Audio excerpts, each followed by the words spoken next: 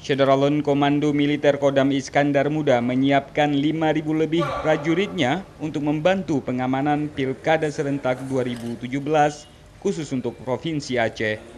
Hal ini disampaikan Panglima Kodam Iskandar Muda Maijen Tatang Sulaiman seusai sertijab pejabat penerangan Kodam Iskandar Muda Selasa petang. Menurut Tatang Syederalun, pasukan TNI nantinya akan bersifat BKU pada Polda atau Polres-Polres yang telah ditentukan.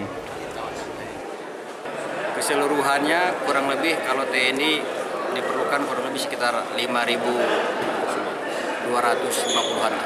Sifatnya kita BKO kepada pihak kepolisian. Ya.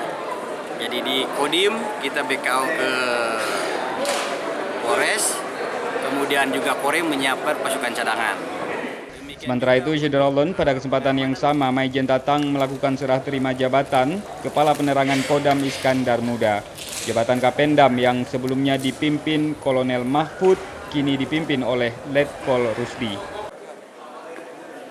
Dari Banda Aceh, Reza Munawir, Serambi On TV.